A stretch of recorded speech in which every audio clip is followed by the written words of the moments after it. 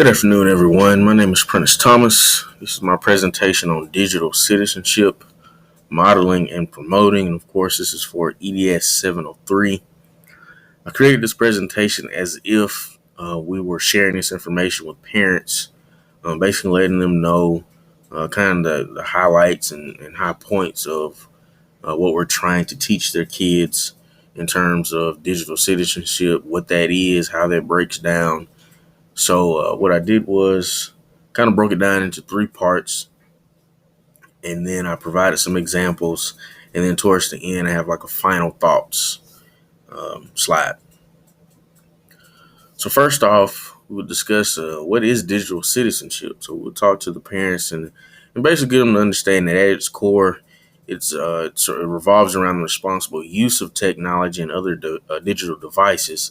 So it consists of application, again, the use of it, but not just the use, but how we communicate between users.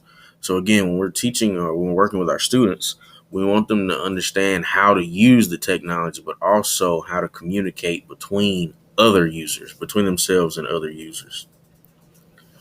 Is there a need? Well, of course. So here are the three parts that I kind of broke this down into. Number one, etiquette. Number two, appropriate interactions and reactions. And then the sharing of property. So first, what is proper etiquette? Also known as netiquette, since we're talking about online things, internet. First off, remember the golden rule. All right. Treat others as you want to be treated. So keep that in mind we need to keep that in mind when we are online communicating with others using this technology. Keep things positive. If we don't have anything positive to say, then we don't need to say it. So we need to keep things positive, be respectful. Again, refer back to the golden rule. Before you click send, double check. Just take a moment, look through whatever you're about to message, whatever you're about to comment on. Just take a second and double check it before you hit send. And really, if it's not very important, you can wait. It's okay to wait on whatever you're about to send, whatever you're about to comment on. Take a day if you need to. But just make sure you look over it before you hit that send button, because once you send it, even now with Gmail, there's a button down at the bottom where you can kind of pull back emails. But if you don't click it quick enough, then it's sent. So it's out there in the world. So again, just make sure before you click send, double check. So we will be stressing the parents right here. Hey, make sure that you discuss this with your kids. Tell them, hey, before you send that message, double check it. Make sure that what you want to say is actually positive. Make sure you're not saying anything hurtful or negative. Keep personal things off the internet. So please, at all costs, if you would, just keep your personal things to yourself and to your family, to your friends. So it doesn't really need to be out there in the internet, because that's for anyone to see. Even the things that you mark as private may not necessarily be private. All right. It might be public. Someone out there may see some things that you may not want them to see. So the best thing or rule of thumb is just to keep personal things off the internet. So an example of this proper etiquette, we can think about using professional language versus texting language. And, a lot of teachers, myself included, have those examples of where we're grading something or we're reading a student's work. And it's almost as if they're writing to us. So their writing is broken up into English, or it's, shorthand. It's not really professional or academic. So this is just an example of proper etiquette. Know when to be professional. So if I'm sending an email to a colleague, it needs to have some professional language. I need to try my best to have, grammar checked, spelling, things like that. But if I'm texting a friend, I may shorten words, just to because there's familiarity with that person, and we're not in a professional setting. So just remember to use professional language versus texting language.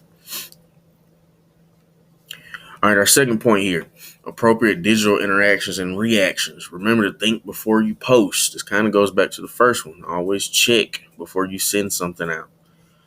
It's okay not to respond. You can wait on it. Okay. If it's not just dire, please wait on it. Please check and make sure that what you send out is what you really want to be out in the world. Double check your sources before relaying any information. So this is where, you can get a lot of news sources or a lot of information from other people that may not necessarily be true. So make sure you double check things. Make sure you do a little more research. And if you see something, say something. So if you see something that's not right, or someone's being bullied, or someone's being attacked, then you need to say something. Speak up and say, hey, this is not right.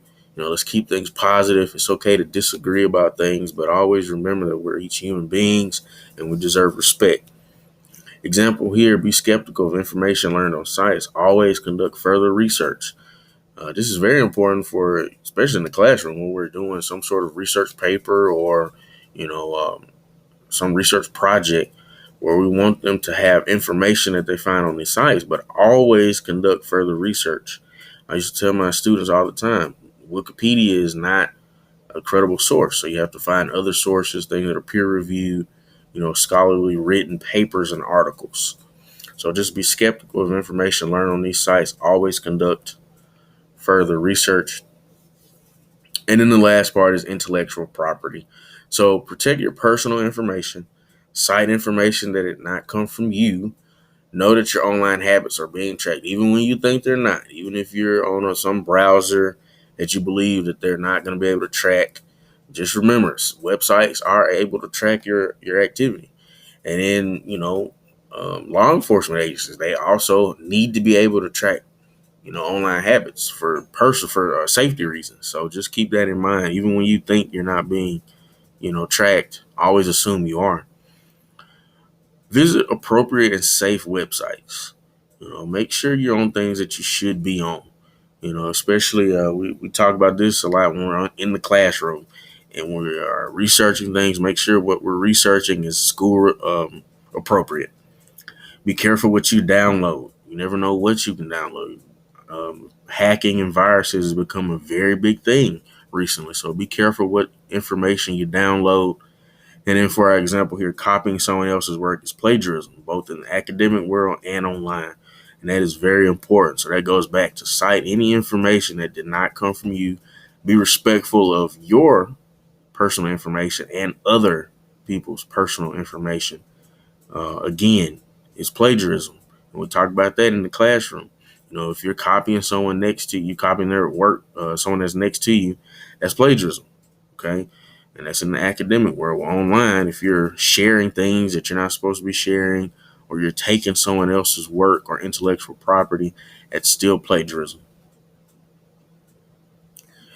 So just some final thoughts, and this is kind of what we would hit on, kind of hammer through to our parents, is that technology is constantly changing, and we have to be able to have our kids navigate those waters. They're going to become more and more exposed to those changes, and technology is only going to continue to grow and expand. So we want them to know how to use it safely and how to be respectful of intellectual property and, just protecting their own information.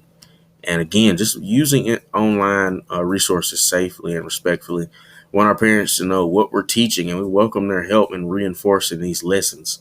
So we want our parents to step in and help us reinforce what we're trying to teach our students about internet safety and digital citizenship and what that means. And then at the very end here, always monitor their online behavior. That's where we use a lot of our online resources like GoGuardian, securely trying to make sure that we are keeping up with what they're looking at and when they're doing that, making sure, we kind of reinforce what we're trying to teach. So we encourage the parents to do the same thing. And I know it's not always easy to keep up with what they're doing, but we stress to our parents, to the best of your ability, please monitor their online behavior. It's kind of like being in a classroom where using, things like proximity or constantly moving around, we can kind of monitor and, be there for help and assistance. So it's the same deal when it comes to online behavior. We want to monitor and kind of cut off things before they get started. So again, this is my presentation on digital citizenship. Again, this is kind of how, I would sell this information to our parents and community stakeholders. Basically just letting them know what we're trying to teach our students And if they feel, if they can feel free to help us out and reinforce this information, just we want to keep our students safe as they navigate technology in the online world. So again, thank you so much for your attention. I hope this was helpful. Have a great afternoon.